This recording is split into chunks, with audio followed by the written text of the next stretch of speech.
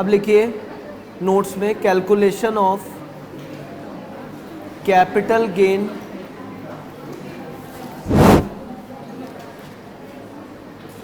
Special cases.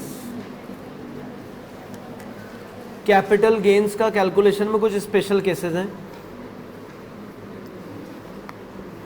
वापस हम capital gain chapter में आ चुके हैं, ब्लॉक वाली कॉन्सेप्ट को समझने के लिए पीजीबीपी में गए थे।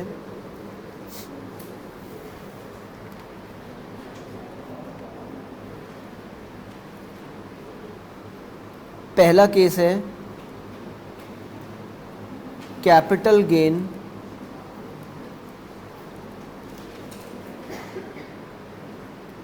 in case of amount received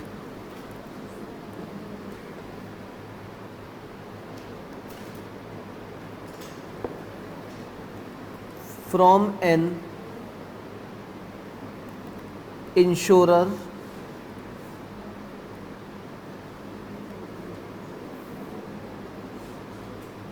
on account of damage or destruction of an asset,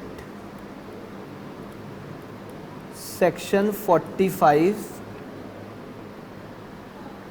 1A।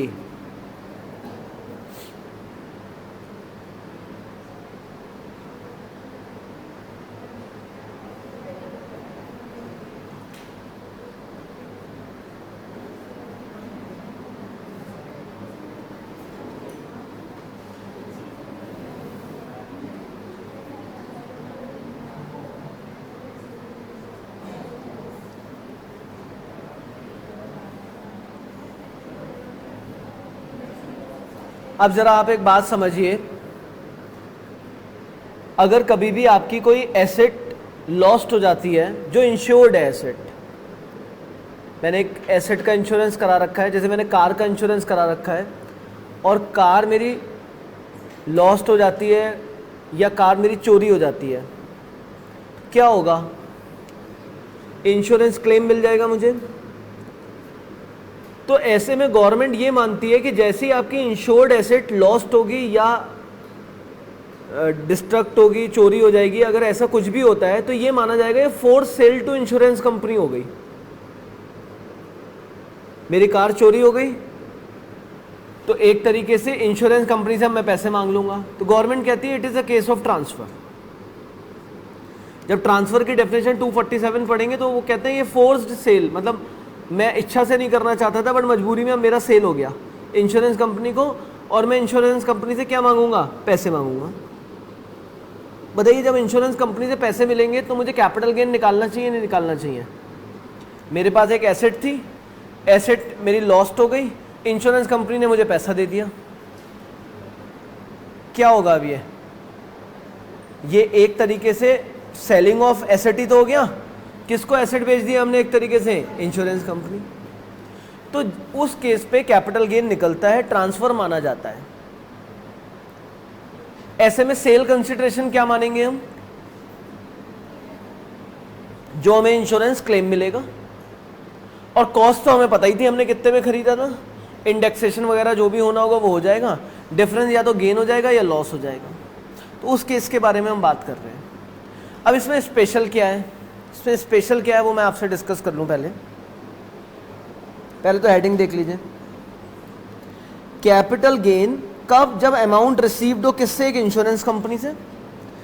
कब? जब आपका डैमेज हो जाए या डिस्ट्रक्शन हो जाए कोई एसेट। एसेट मतलब कैपिटल एसेट, वो तो हम यूज ही करेंगे, चाहे मैं एसेट लिख भी दूं हर जगह कैपिटल एसेट ही माना जाएगा। तो एक तरीके से आप समझ रहे हैं ये सेलिंग टू इंश्योरेंस कंपनी तो हो गया। अब सर इसमें स्पेशल क्या है, जरा मेरी बात समझिए। 1 अप्रैल 2001 को मैंने एक एसेट खरीदी 1 लाख की, 2016-17 2017-18 ये लॉस्ट हो गई। लॉस्ट होते हैं, इंश्योरेंस कंपनी के पास गए, उन्होंने इमीडिएट हमें चेक दे दिया होगा या टाइम लेंगे? टाइम लेंगे। 2018-19 क्लेम रिसीव हो गया,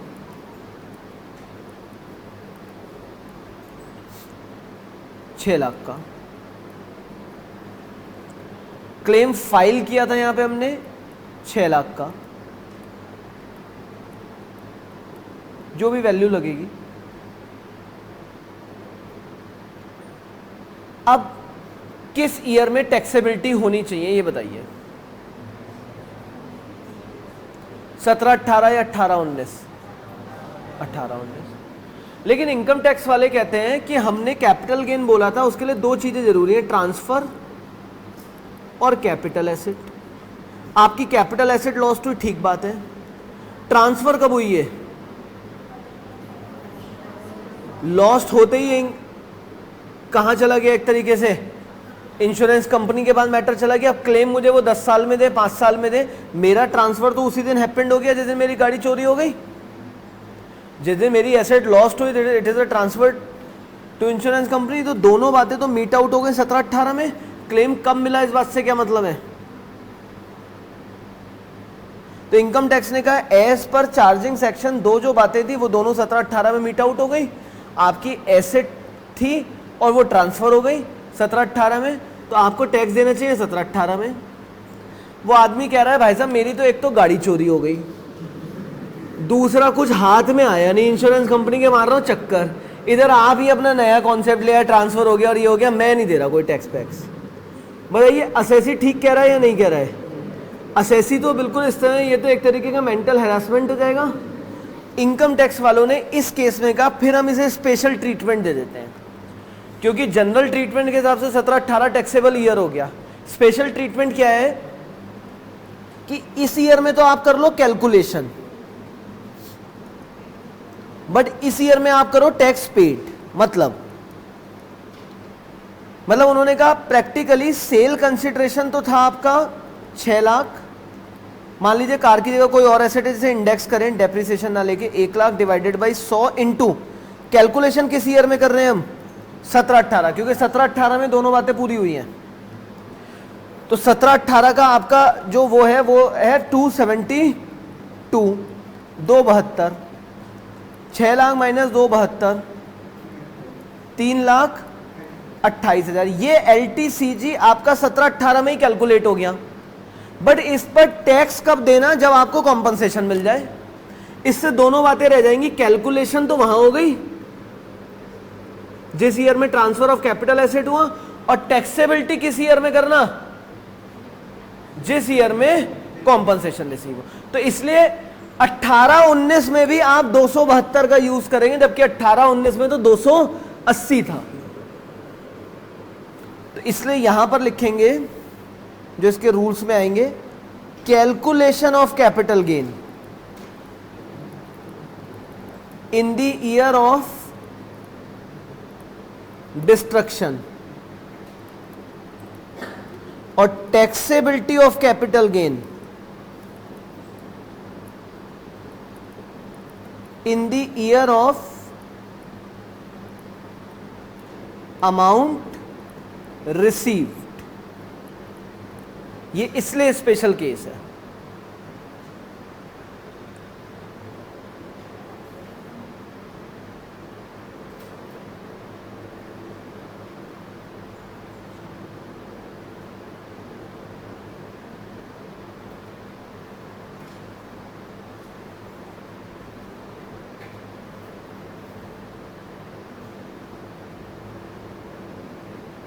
ठीक है, इससे सारी बातें हमारी पूरी हो जाती हैं। तो आप जो अब तक 280 लगातार यूज कर रहे थे 2018-19 में हर जगह, वो 280 की जगह कोई भी चीज यूज हो सकती है। देखिए 7.10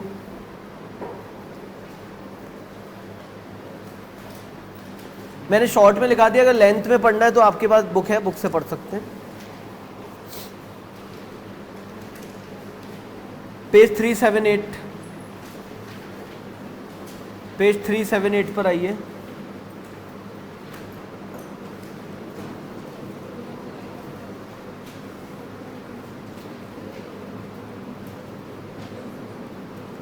R owns a house property which was purchased by him on 1/5/1979. 3 lakh रुपए में आर ने एक घर खरीदा 1979 में, फायर से डिस्ट्रॉय हो गया ये घर 3 अप्रैल 2018, यानी हमारे वाले ईयर में ही डिस्ट्रॉय हुआ है। पेज 378 पे 7.10 इलस्ट्रेशन। आर के पास एक घर उसने परचेज किया था 3 लाख रुपए में 1 मई 1979 में, डिस्ट्रॉय हो गया 2018-19 में 3 लाख रुपए में। 45 लाख इंश्योरेंस कंपनी से भी सेम ईयर में ही मिल गए, मतलब कोई कंफ्यूजन ही नहीं है। 18-19 में ही टैक्सेबिलिटी बनी, 18-19 में ही कैलकुलेशन हुई, ये तो सिंपल हो गया। लेकिन 1979 में खरीदा था, यानी बिफोर 2001, तो क्या करते हैं ऐसे में? कुछ बच्चों की आदत है कि सर ऐसे में 2001 की वैल्यू लेते हैं। नहीं, ऐसे में 2001 की वैल्यू और कॉस्ट को कंपैरिजन करके जो हायर होता है, क्योंकि एग्जाम में वो कहीं कम वैल्यू ना दे दें और आप 2001 की ले लें। तो देखिए 3 लाख और 16 लाख, 16 लाख हाई है, तो 16 lakh divided by 100 multiplied by 280, ये तो सिंपल था। बी पॉइंट, क्या होता अगर ये आग लगती 1 महीने पहले, 3 मार्च 2018 को ये आग लगती, लेकिन अमाउंट 18-19 में ही मिलता। पहले बताओ टैक्स किस ईयर में देना पड़ेगा? 18-19। किस ईयर के हिसाब से? 17-18। तो ऐसे में इंटू 272 हो जाएगा। मेरे ख्याल से अब ये आपको बात समझ में आ जाएगी। इसके अलावा 7.11 है, ब्लॉक के बेसिस पे ये कर लीजिएगा। Next special case, 3-4 special case है, उनमें कैलकुलेशन और टैक्सेबिलिटी का ही है। सेकंड लिखिए, capital gain on conversion of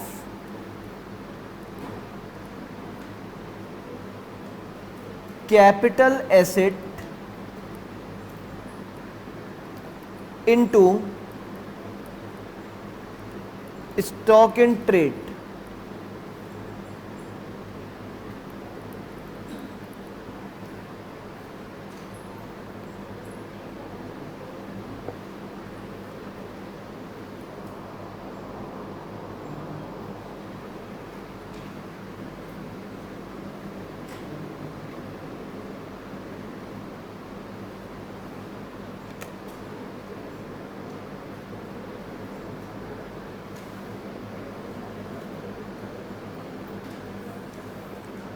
हम किसी कैपिटल एसेट को स्टॉक इन ट्रेड बना रहे हैं, मतलब मैंने एक ज्वेलरी खरीदी 1995 में अपने इन्वेस्टमेंट के लिए, इट्स अ कैपिटल एसेट।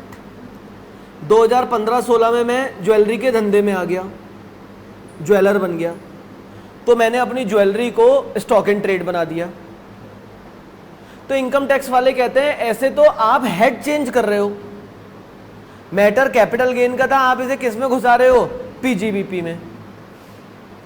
ऐसा पता है लोग कब करते हैं? मैं आपको पहले थोड़ी इसकी ब्रीफ हिस्ट्री बता दूं। एक लैंड थी 1 लाख रुपए की, 2001 में खरीदी थी, 2016-17 में इसका वैल्यू हो गया 50 लाख। अब मैं सोच रहा हूं यार इसे बेच दूं, तो मैंने कहा यार तो बहुत कैपिटल गेन हो जाएगा, तो मैंने दिमाग लगा के एक व्यापार शुरू कर दिया प्रोप्राइटरशिप में, एसेट बेचने खरीदने का, और इसे मैंने एसेट से हटाकर क्या बना दिया? स्टॉक। और इसके बाद 17-18 से खर्चे बुक करने शुरू कर दिए बिजनेस में, या ऐसे बिजनेस में ले आया जिस बिजनेस में मेरा कंटिन्यूअस लॉस हो रहा था। तो बिजनेस के लॉस तो हो ही रहे थे मुझे, अब मैं एसेट बेचने वाला था, तो मैंने एसेट का पहले ही दिखाया, मैंने धंधा भी एसेट का शुरू कर दिया, बेचने खरीदने का। और फिर जैसे मैंने ये एसेट बेची, इससे इनकम जो हुई, बिजनेस के लॉस और बिजनेस की इनकम आपस में एडजस्ट कर ली, या बिजनेस के बहुत सारे खर्चे बुक कर लिए मैंने, टेलीफोन एक्सपेंस, सैलरियां सब डालनी शुरू कर दी, क्योंकि कैपिटल गेन में तो ये खर्चे डल नहीं सकते थे। तो लोग क्या करते हैं? हेड्स चेंज करने का काम बहुत करते हैं जहां उन्हें फायदा नजर आता है। तो गवर्नमेंट ने इस चीज पे रोक लगाई और उन्होंने कहा कि भैया ये बात समझ लो, कैपिटल गेन अगर आप कन्वर्ट कर रहे हो किसी कैपिटल एसेट को स्टॉक में, तो पहली बात तो ये मुद्दा 247 का है। 247 मतलब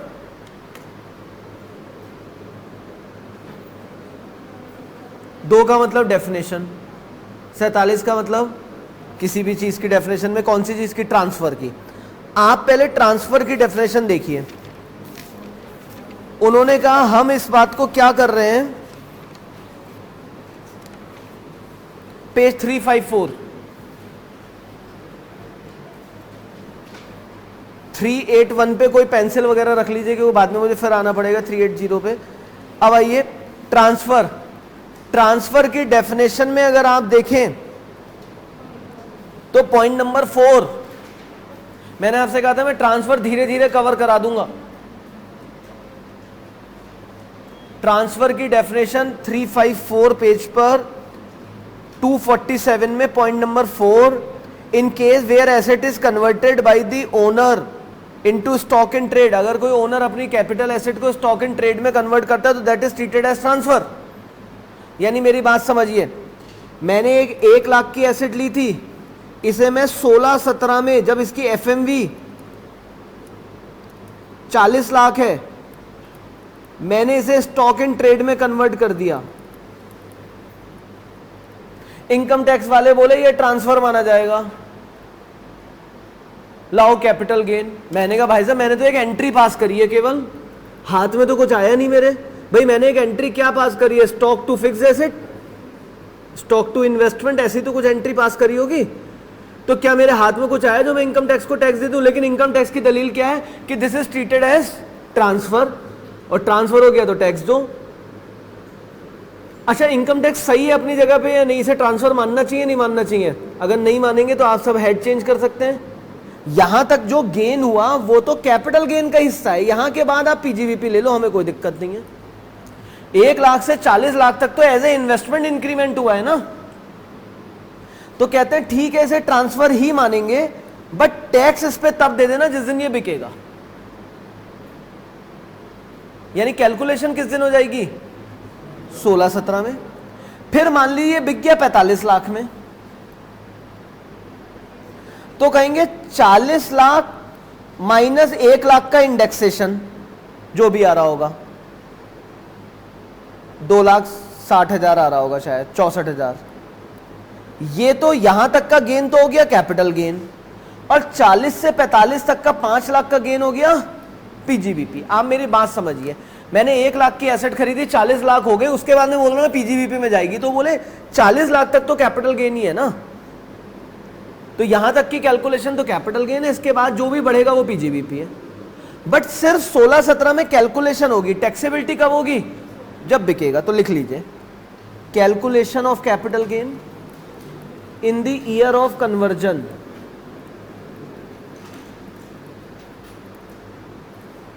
taxability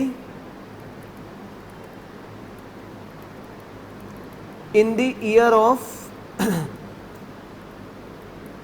asset sold, sale consideration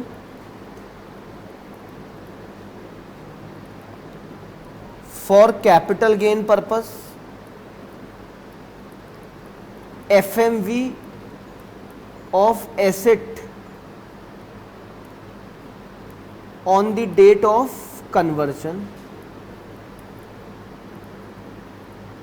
conversion की डेट पर जो एसेट का एफएमवी होगा, कैपिटल गेन पर्पस से तो वही सेल मानी जाएगी।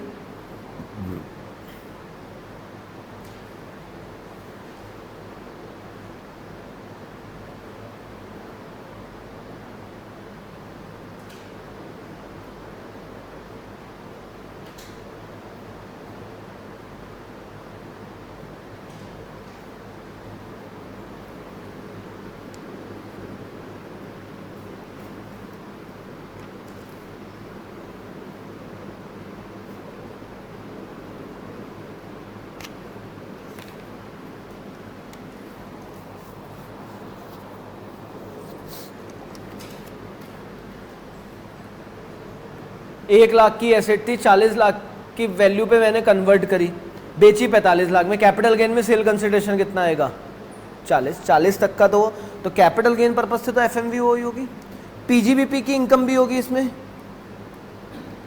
एक्चुअल सेल कंसिडरेशन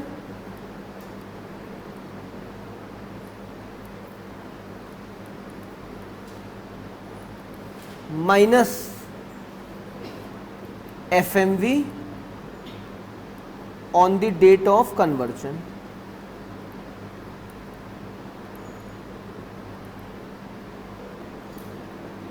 माइनस कोई बिजनेस एक्सपेंस है तो वो बिजनेस के एक्सपेंस अगर कोई करें तो वो लेस हो जाएंगे।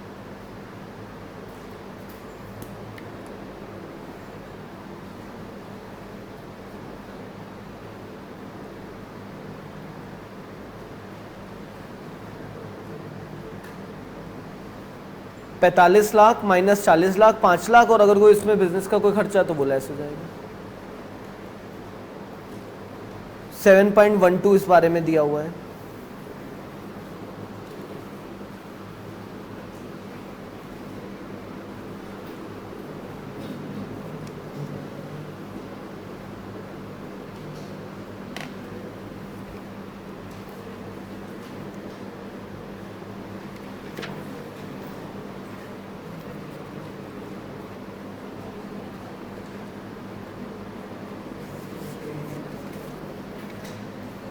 इसके बाद लिखिए conversion of stock in trade into capital asset. ये पीजीबीपी का पॉइंट है। वैसे ये नया अमेंडमेंट आया है।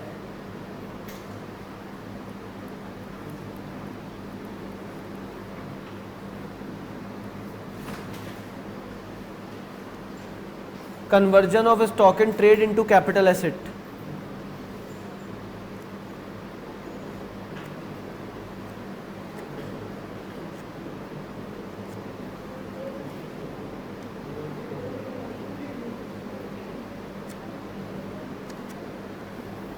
ये मैं पीजीबीपी के टाइम में ही पढ़ा दूंगा।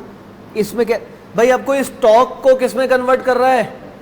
कैपिटल एसेट में। तो एक तरीके से बिजनेस हेड से निकल के कैपिटल गेन में जा रहा है। तो कहते हैं बिजनेस इनकम इक्वल्स टू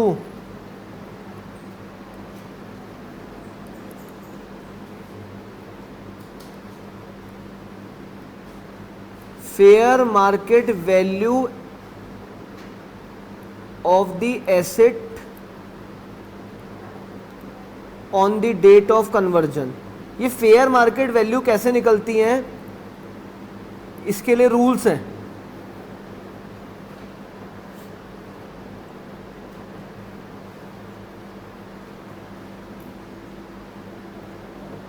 ये पीजीबीपी में समझाऊंगा मैं, लेकिन यहाँ एक अमेंडमेंट आया और ये इंपॉर्टेंट भी है। जरा आप मेरी बात समझिए।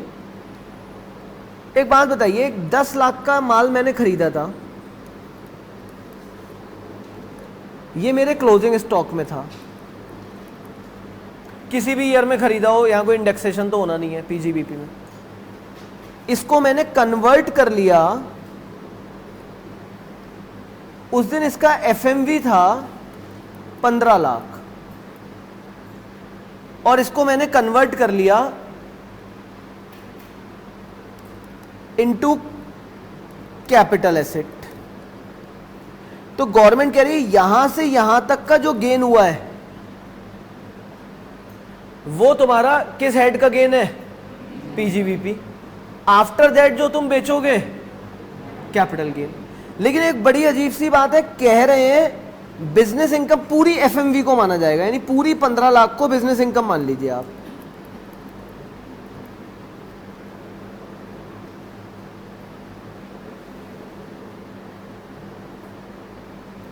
बताइए सही कह रहे हैं गलत कह रहे हैं? अब हम इसका पीएल देखते हैं। मेरे को भी शुरू में एनालिसिस करते हुए गलत लगा था, फिर मैंने एक पीएल बनाया। यहां क्लोजिंग स्टॉक था 10 लाख का। जैसे ही हम कन्वर्ट कर रहे हैं वो कह रहे हैं इसे हटा दो और पूरी सेल प्राइस 15 डाल दो। यानी एक तरीके से मैं 10 का क्रेडिट हटा रहा हूं, 15 का क्रेडिट कर रहा हूं। बताइए कितने का इफेक्ट आएगा मेरे ऊपर? अगर मैं 5 को अपनी इनकम मानूंगा तो 10 का तो क्लोजिंग स्टॉक भी हटा दिया मैंने,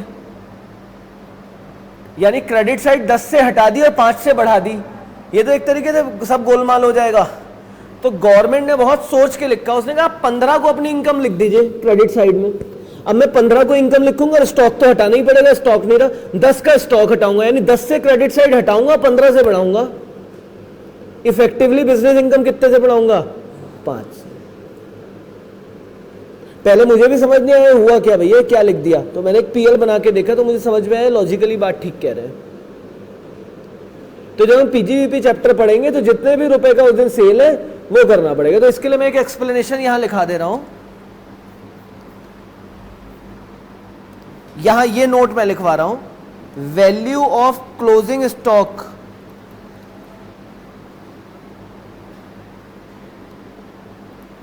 should be deleted from credit side of PL in capital gain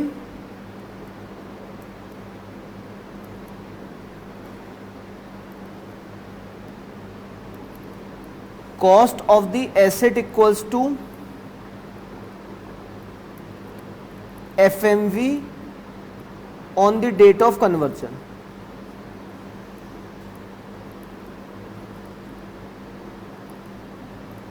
अरे अब ये कैपिटल एसेट बन गई ना, अब जब इसे बेचोगे तो इसकी कॉस्ट क्या मानोगे?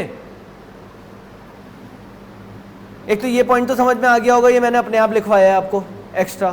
भाई क्लोजिंग स्टॉक की वैल्यू हटा दो, देखिए 10 लाख का क्लोजिंग स्टॉक था, इसे एसेट बना दिया, एसेट जिस दिन बनाया उस दिन वैल्यू 15 लाख थी, पीजीबीपी में कितने रुपए की इनकम क्रेडिट करेंगे?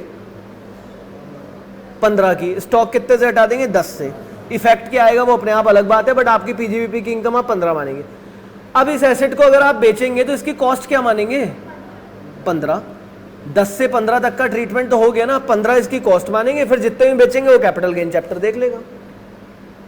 तो हो सकता है ना एग्जाम में दोनों चीजें दे दे कि पहले हम स्टॉक को बिजनेस में लेकर आए, कैपिटल एसेट बनाया, फिर बेच दिया। तो इसलिए कैपिटल गेन चैप्टर में भी समझना पड़ेगा, जब स्टॉक को आपने बिजनेस एसेट बनाया तो उसकी एफएमवी से बिजनेस इनकम बना दी, क्लोजिंग स्टॉक हटा दिया, और फिर जितने का एफएमवी था उसे कॉस्ट मान लिया, फिर जितने में भी एसेट बेची सेल कंसिडरेशन माइनस कॉस्ट से कर देंगे। इस पे एक इलस्ट्रेशन दिया है 7.13, जो बिल्कुल मत करिएगा अभी, इसमें कुछ शेयर्स का ट्रीटमेंट है, 5-6 क्लास 4-5 क्लास के बाद देखेंगे। तो अभी 7.13 छोड़िएगा, बाकी सारे कर सकते हैं आप।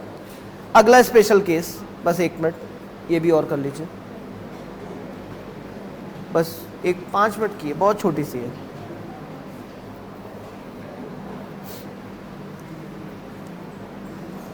कैपिटल गेन 5 मिनट की है बस। On transfer of capital asset by partner oblique member to a firm oblique AOP oblique BOI as capital contribution।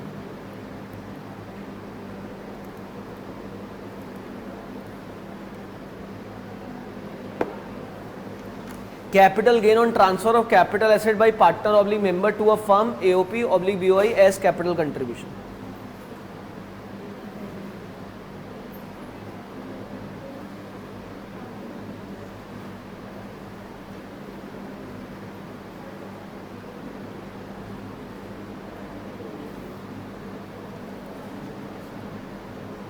Capital gain will arise in the hands of partner, sale consideration equals to amount credited in the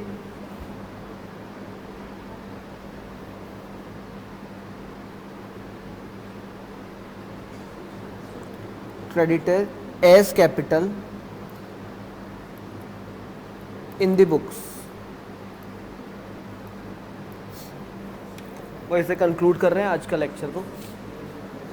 देखिए मेरे पास एक 10 लाख की land है, मैं इनके साथ partnership कर रहा हूं। मैंने बोला लैंड मैं दूंगा, बिल्डिंग आप बना लो। मैंने 10 लाख की लैंड पार्टनरशिप फर्म में ट्रांसफर कर दी। जैसे ही मैंने ट्रांसफर करी, मेरी एसेट एक दूसरी एंटिटी को ट्रांसफर हो गई। Firm is different, individual is different, तो इनकम टैक्स कहता है हाथों हाथ कैपिटल गेन होगा। और किस ईयर में कैपिटल गेन होगा? Chargeability and calculation in the same year. Calculation and taxability both will arise in the year of conversion, in the year of contribution.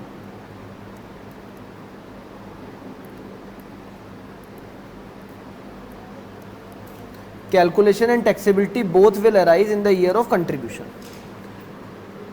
मेरी बात समझिए, मेरी 10 लाख की लैंड मैंने खरीदी थी 2001 में। 2018-19 में मैंने इसे पार्टनरशिप फर्म में कैपिटल के रूप में दे दिया। इस दिन एफएमवी था इसका 1 करोड़, लेकिन फर्म में मेरा कैपिटल क्रेडिट हुआ 60 लाख। देखिए बात समझिए, मेरी लैंड है 10 लाख की खरीदी, मैंने फर्म में दे दी। मैंने कहा भाई मेरी फर्म में कैश नहीं दे सकता, कैपिटल ये मान लो। इन्होंने फर्म में कुछ और पैसा लगा दिया। अब मेरा कैपिटल अकाउंट क्रेडिट केवल 60 लाख से किया गया 1 करोड़ की जगह, जबकि मेरी फर्म की वैल्यू थी 1 करोड़, मतलब एसेट की वैल्यू। बताइए सेल कंसिडरेशन क्या मानना चाहिए मुझे? क्या मिला, 1 करोड़ या 60 लाख? 60 लाख। 1 करोड़ कहाँ मिला? मेरे बुक्स में क्रेडिट किया गया 60 लाख। मैंने कितना एसेट छोड़ दिया इस बात से क्या मतलब है? भाई मेरा 1 करोड़ का एसेट मैंने 60 लाख में एक फर्म में लगाया, फर्म में मेरे अकाउंट्स क्रेडिट हो रहे हैं 60 लाख से। बताइए मेरे हाथ में क्या आया? या 1 crore 60 lakh. 60 lakh is treated as sale consideration. 60 lakh is treated as sale consideration. यानी भाई आप सोचिए ना, मैं मान लीजिए इस बिल्डिंग को आपके साथ पार्टनरशिप फर्म में डाल दूं और 2 लाख रुपए में बिल्डिंग मेरा एज ए कैपिटल कंट्रीब्यूशन आ जाए, आपका भी 2 लाख आ जाए, तो मेरे को क्या मिला इस बिल्डिंग के बदले? बिल्डिंग तो फर्म की हो गई, मेरे को क्या मिला? 2 लाख रुपए। तो इसे मानेंगे। अब इसमें एक बड़ा सस्पेंस ये क्रिएट हो रहा है कि सर फिर लोग क्या किया करेंगे?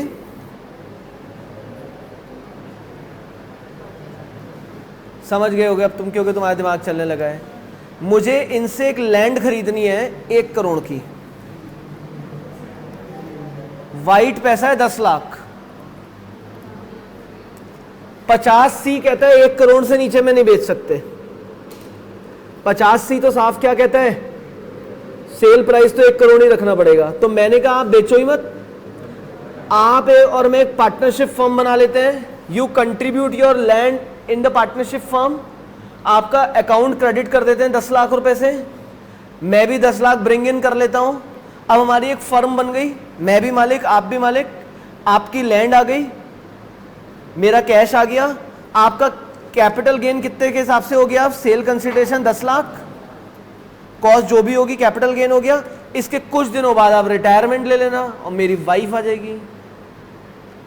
तो एक तरीके से आपकी लैंड मेरे पास कितने रुपए में आ गई? मेरी फर्म में 10 लाख रुपए में। क्या कोई गिफ्टिंग हुई है? कैपिटल कंट्रीब्यूशन है। गिफ्ट में कहीं कैपिटल कंट्रीब्यूशन की बात ही नहीं लिखी थी, किसी ने किसी को वो लिया ही नहीं है। फिर क्या होगा? ये रिटायरमेंट ले लेंगे, अपने 10 लाख रुपए लेके चली जाएंगी और दूसरा पार्टनर आ जाएगा। तो इससे क्या होगा? इनकी 1 करोड़ की एसेट मेरे पास कितने रुपए में आ गई? 10 लाख।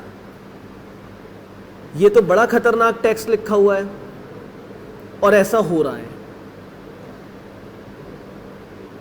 पर 2018-19 में यानी करंट ईयर में, अब तक सुप्रीम कोर्ट, हाई कोर्ट के जजमेंट आते रहे, बट उन्होंने फिर ये बोल दिया कि 50C ओवरराइडिंग सेक्शन है। यानी अगर 2 सेक्शन कॉन्फ्लिक्ट हो रहे हैं, यानी एक तरीके से ब्रिंग इन कर लेती है क्या? लैंड, तो इन्होंने कहा मैंने तो एज ए कैपिटल लगाया है, जिसके सेक्शन में साफ लिखा हुआ है कि सेल कंसिडरेशन क्या माना जाएगा, जो कैपिटल कंट्रीब्यूशन। उधर 50C कह रहा है कि कभी भी अगर रियल एस्टेट ट्रांजैक्शन करोगे तो स्टैम्प वैल्यू को सेल कंसिडरेशन माना जाएगा। अब दोनों ही सेक्शन इनके ऊपर लग गए। इन्होंने लैंड को as a partnership firm contribute करा तो ये भी लग गया सेक्शन और इन्होंने क्योंकि रियल एस्टेट ट्रांजैक्शन करी इसलिए 50C भी।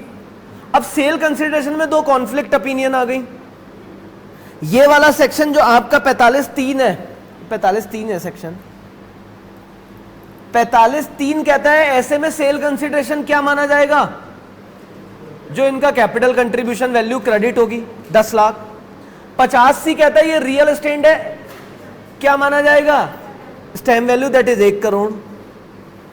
ये कहती है भाई दोनों में कॉन्फ्लिक्ट है तो मैं जाना चाहती हूं 45(3) के साथ, तो वो सेक्शन कहता है मैं ओवर राइडिंग हूं 50C। मैंने साफ लिखा नॉट विद स्टैंडिंग, मुझे नहीं पता और जगह क्या लिखा है। 45(3) कहता है भाई मेरे में तो कुछ ऐसी लैंग्वेज यूज नहीं है, तो चीजें खत्म करो। लेकिन पहले नहीं था ओवर राइडिंग, तो लोगों ने इसको ही प्ली बना के ट्रांजैक्शंस करा दी। समझ रहे हैं आप क्या है इसमें? तो ये 45(3) और 50C अगर कॉन्फ्लिक्ट होंगे तो आज की डेट में कौन जीतेगा, 50C। यानी इस केस में मैं दोबारा बात करता हूं, 10 लाख की लैंड खरीदी, 1 करोड़ स्टैम्प वैल्यू है, लेकिन ये कैपिटल कंट्रीब्यूशन कर रही है 60 लाख में। What is the sale consideration to her, 1 crore, because 50C लग जाएगा। यही ज्वेलरी होती, 10 लाख में ज्वेलरी खरीदी, ये जब बेचने जा रही है ज्वेलरी को तो 1 करोड़ फेयर मार्केट वैल्यू है। इन्होंने कहा यार 1 करोड़ में बेचूंगी तो बड़ी दिक्कत हो जाएगी, बेचनी 1 करोड़ में ही है बट ऑन पेपर 1 करोड़ दिखाएंगे तो दिक्कत हो जाएगी, तो इन्होंने 60 लाख में ऐसे कंट्रीब्यूशन कर दिया। ऐसे में सेल कंसिडरेशन क्या माना जाएगा, 60 लाख। तो 60 लाख माना जाएगा क्योंकि सिर्फ 50C रियल एस्टेट ट्रांजैक्शन में है। आई थिंक कि आपको डिलीवर हो गए दोनों लेक्चर्स, दोनों सेक्शंस की बातें, ठीक है। तो बस यहां तक रोकते हैं। 7.14, 15, 16 क्यों कल अब नहीं होगी क्लास, परसों भी टेक्स्ट की क्लास नहीं होगी, तो ये कर लीजिएगा।